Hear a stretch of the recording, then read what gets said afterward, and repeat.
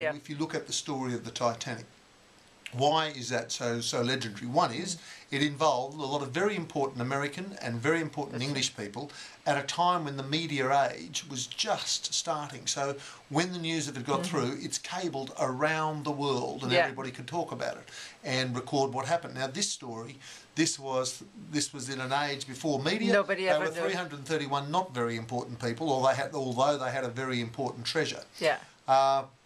And I might say on this, I mean, the relics, I dedicated the book to the 3 Australian writers who've done most to keep it alive. Henrietta Drake Brockman wrote about it in the 1950s and early 60s. Hugh Edwards, who was very helpful to me, who did Island of Angry Ghosts, who took me all over the Abrolhos Islands. Max Kramer, the late Max Kramer, who helped me just before he died, in fact. And he was the first one to dive down upon it and see it. And when you go to the Abrolhos Islands and you go to what is now Beacon Island, but used to be Batavia's graveyard, it's this tiny little island, and there are a couple of fishermen's huts there. And, you know, I talked about, the cannons and all that. Oh, they said, yeah, look, there's one of the cannons, the Batavia cannons over there. And They're still there. You walk out on this tiny little walkway and, out into the ocean, like just a little jetty, and I look down.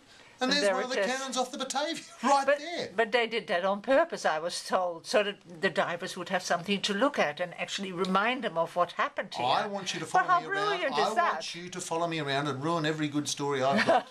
I'm so sorry. They didn't do that on purpose to attract divers. It was left there from the time.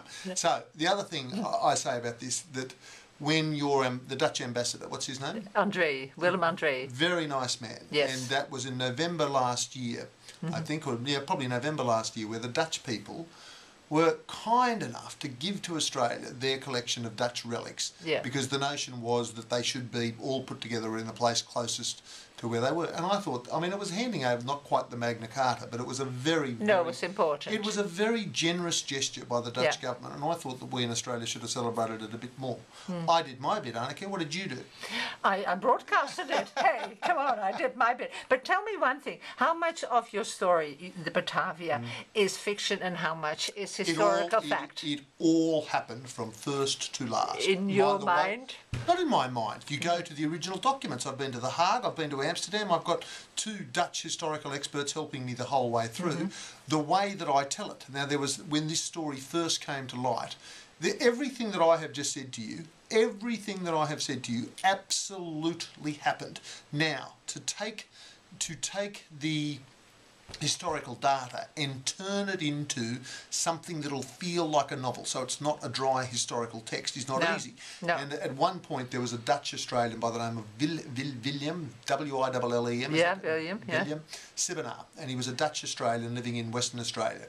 And when this story first emerged, and he did a because a book was written about it in 1649, was the first of the Dutch books upon it, which became a bestseller. And he wrote these immortal words. When I could discover them, I thought, that's me. He said, one day an Australian poet will come along and put flesh on these dry, dusty bones. And that's the point. And you put the flesh on the bones. And I said, I'm not an Australian poet, but I have a very, very small poetic loss. Can you see it there? Yeah. Minute, but important in Australian history.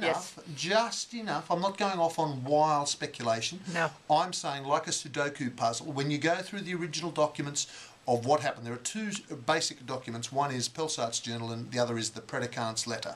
And they are the 2 documents that every writer lives off. And one reason, I mean, a guy called Mike Dash did a very good book, wonderfully researched historical book, 1998 or 2001, something like that. He did a very good job of garnering together, everything that was known about it. But I have great respect for his work. But he's an historian. Yeah. What I wanted is not to have the reader in the middle of history in itself can be very dry.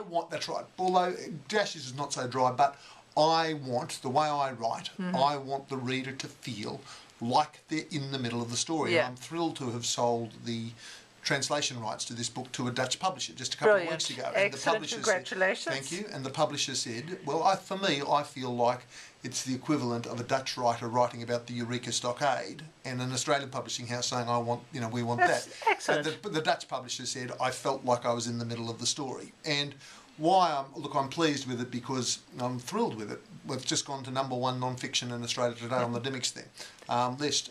I'm thrilled with it because I think for a lot of Australians, it will open up Australian eyes to Dutch history for a start, which is seriously significant. And not only significant, it's fascinating, absolutely fascinating. I mean, I'm not telling you anything you don't know, but a part of the Jan Kun, the brutality in the 1620s, going to the Spice Islands, and the Dutch at that point, they had extraordinary sophistication, to be able to build ships that would go all over the world, and the trading system of the Dutch East Indies, staggering.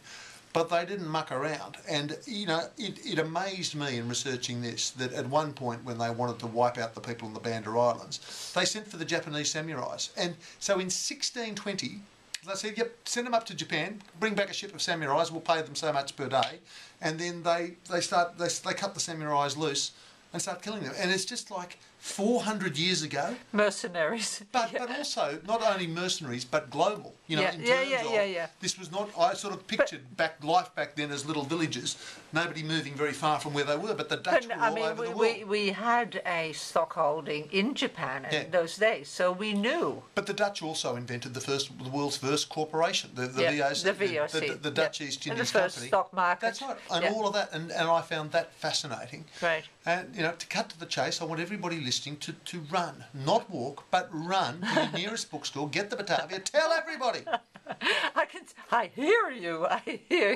Tell me, there are other wonderful ships there as well, like the Vergulde Draak, the Zeebeek, the Vergulde Draak, in Western Australia. Also wonderful stories. Yes, and also, your imagination would go wild there. I love the story of the Duifken too. Yeah. The Duifken 1606 and that fellow Willem Janssen. I found that all wonderful. I love the story of Dirk Hartog, Henrik Brewer, who invented Brewer's route, which was basically the idea that before 1611, all the ships that came around Africa would go up you'd have to stick close to the coast. Yeah. And Brewer was the first one that said, Kapitan Brewer was the first one that said, let's just go out to the ocean and see if there might be a big wind there. And they discovered the roaring 40s. Yeah. And they were there, they got to Batavia 4 months ahead of when everybody else did. So that was the invention of the new route. And the stories too of perhaps the most two of the most fascinating aspects of the whole thing.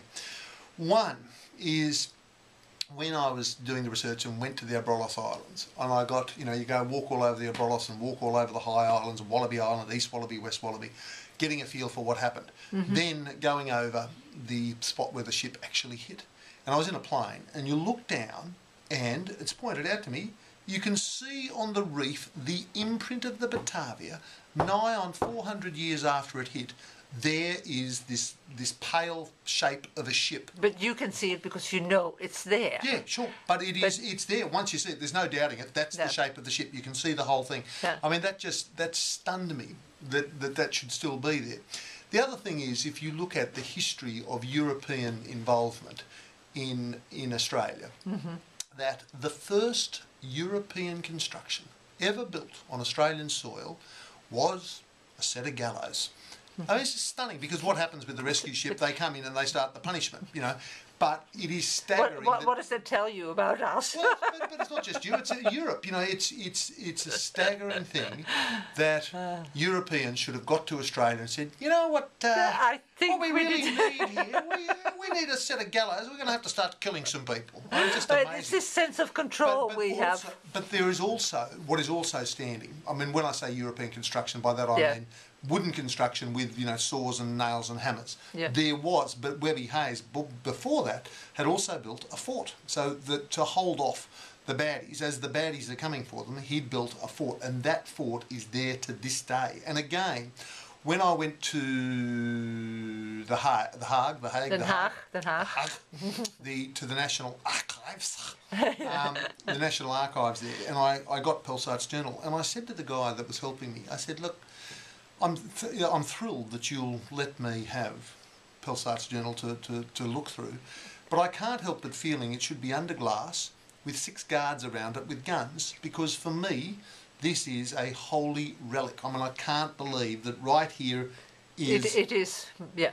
And yet, what he said was, well, look, for you in Australia, the Batavia is, you know, very big story, very important story. You must understand we've had hundreds of wrecks over the years. However, yes, you have had hundreds of wrecks over the years.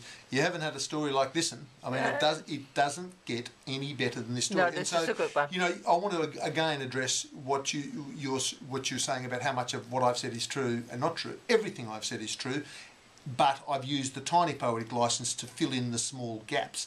But I footnoted that in my book, saying this is why I have come to this conclusion, and I've got my historical experts to hit it with a hammer to see if it sounds tinny or not. They were fantastic, by the way.